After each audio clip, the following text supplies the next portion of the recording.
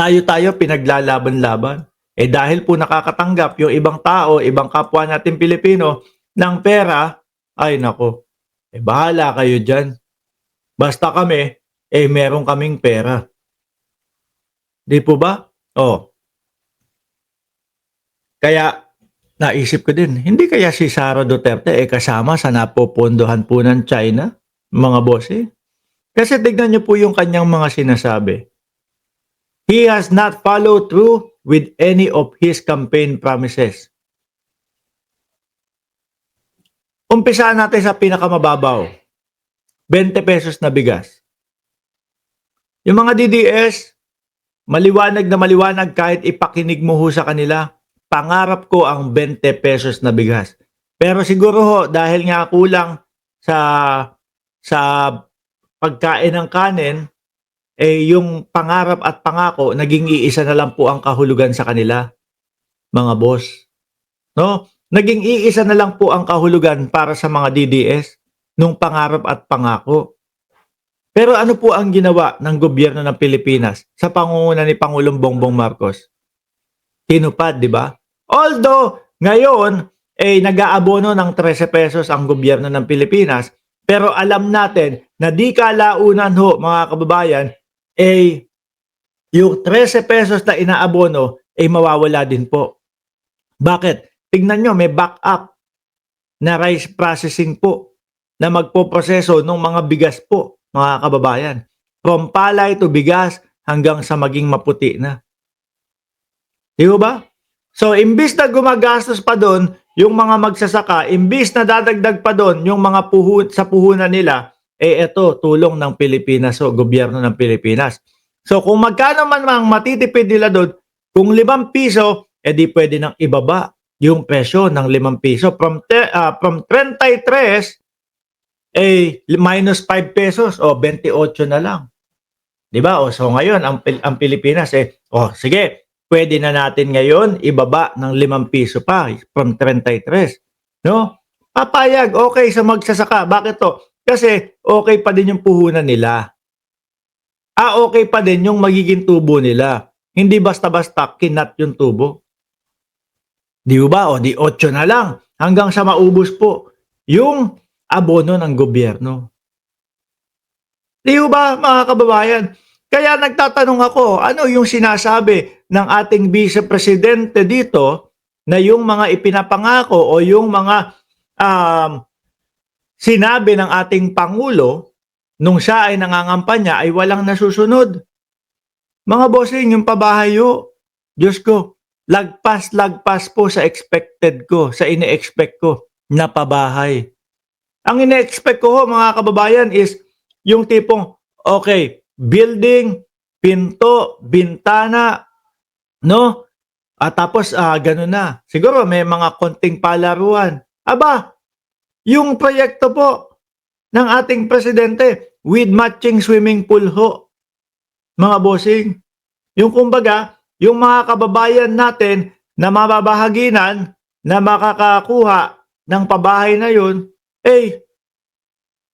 biruin mo, tataas ang antas ng kanilang kabuhayan. Mapagtatanto nila, nako, ganito pala kapag kumakayod tayo ng maayos. Simula ngayon, ayusin natin ang buhay. Simula ito, wag na natin pakawalan yung ganitong buhay na may swimming pool tayo, parang condominium na. Saan hinuhugot ng ating Vice Presidente na nambubudol ang ating Pangulo? He has not followed through with any of his campaign promises. Well, budol in English is scam. We are not surprised. He has the hallmark of scammer daw po. Sumagot ang ating si Yusek Castro.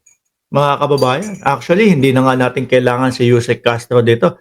Dahil tayo hong mga Pilipino, alam na alam po natin yan. Di ba? Alam na alam natin na ang ating Pangulo, kung ano yung talagang kanyang mga sinabi nung panahon ng eleksyon, yun po ang ginagawa. Budol? Oh. Talaga? Hindi ko alam kung sino ba ang nambubudol. Oh. Hindi natin alam kung sino ba ang nambubudol. Sa nakikita natin sa pagtatrabaho ng Pangulo, sa pag-uutos sa amin na focus sa trabaho at hindi pamumulitika, sino ba talaga ang nambubudol? Ito pong kampo ni Inday Sara Duterte, mga kababayan.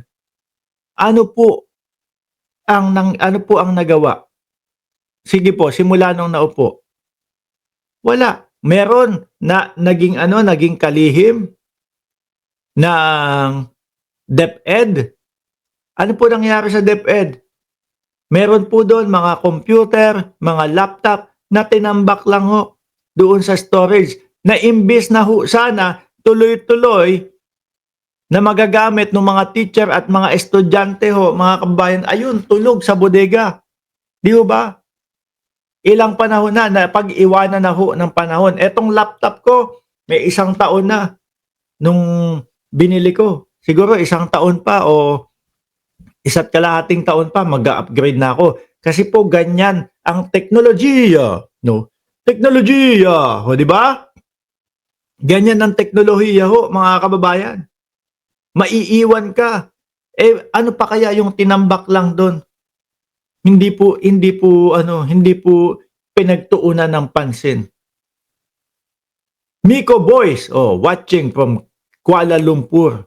Julie Castro at Mood Covers, shout out sa inyo. Di ba?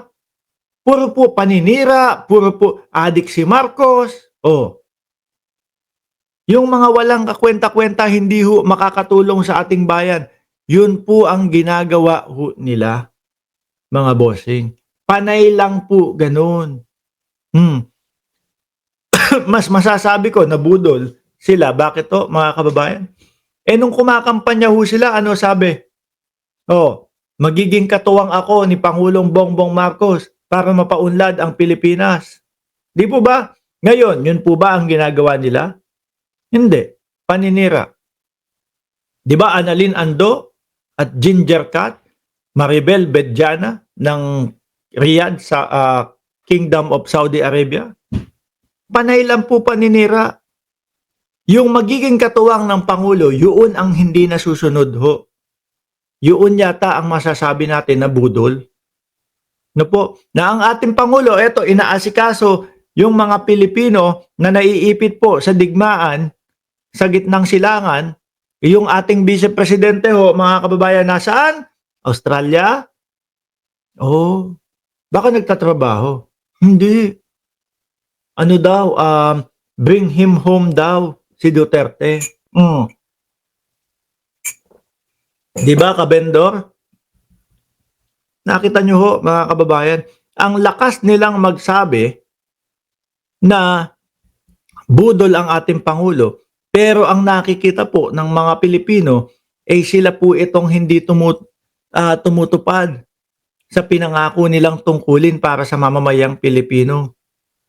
Wala pong ibang ginawa. Pabalik-balik po ng Hague, pabalik-balik ng ICC.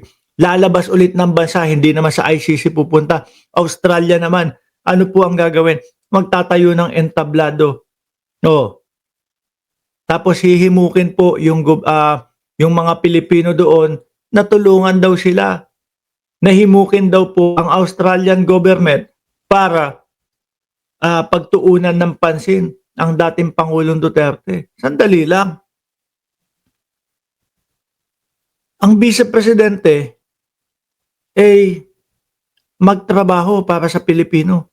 Ang nakikita natin, nagtatrabaho na lang po ang Vice Presidente para mapauwi ang kanyang tatay. Ganun at ganun na lang din ho, mga kababayan. Nakalimutan na yata tayo. Di ba? Sabi ni Miko Boys, baka New Zealand ang next, malapit lang. Yan na lang ang aatupagin ho. Samantalang ang ating Pangulo, ito, nagkukumahugho na maiuwi ho ang ating mga kababayan. Tapos, ito na naman mga DDS, magpo-post na po yung mga DDS. Ang taas ng ratings ni Vice Presidente. Si Bongbong Marcos, 14% lang si Bongbong Marcos. Akala nyo, mapapaniwala ninyo ang mga Pilipino sa mga ganyang estilo ninyo, no? Sa pagpapalabas ng mga survey. 14% lang ang tiwala ng Pilipino kay Bongbong Marcos. Ganun ba? Mas malaki ang tiwala. Kanino? Doon sa paggala-gala. Doon sa labas-masok ng bansa. Wala nang ibang ginawa kundi bring him home. Sino ang maniniwala?